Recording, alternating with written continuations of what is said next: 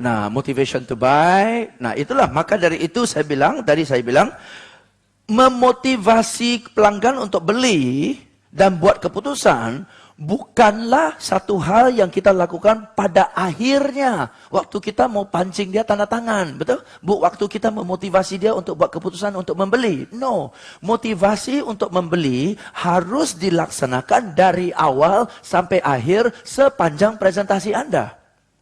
Dari cari tahu motivation to buy, sehingga sepanjang presentasi itu dikipas, dikompor, digosok melulu.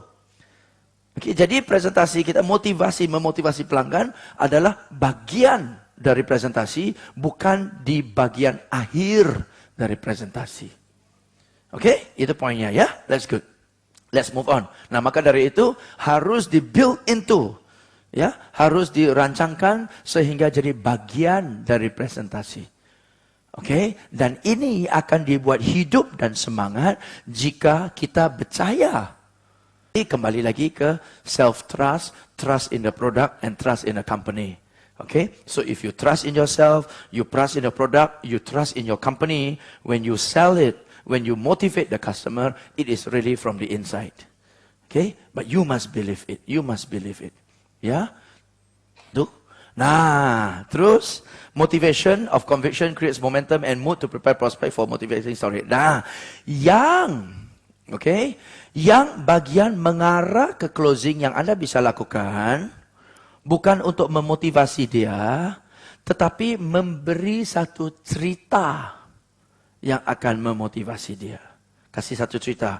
Misalnya, Pak, ini saya mau ingat, saya cerita tentang sesuatu. 2 minggu yang lalu ada seorang pelanggan gini. Dia juga dalam situasi Bapak gini. Anda cerita satu cerita.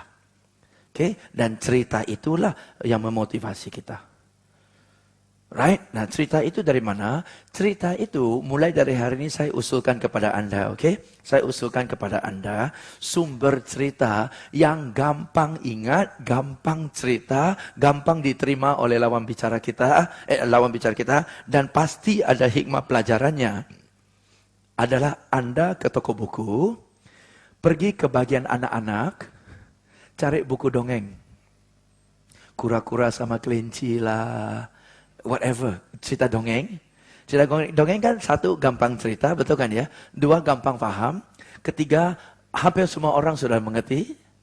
Tetapi Anda baca sekarang dongeng itu dengan sudut pandang dan kacamata. Bagaimana cerita dongeng ini bisa saya muter sedikit, arahkan sedikit, sehingga bisa jadi motivating story. Oke? Nah, Anda mungkin cerita, ada seorang pelanggan saya, ya, dia ya tipe ini, terus ya itu whatever lah, ceritalah, oke, right? Dan akhirnya dari sana, maka saya lihat situasi persis sama Pak. Oke, ide-idenya dari buku dongeng.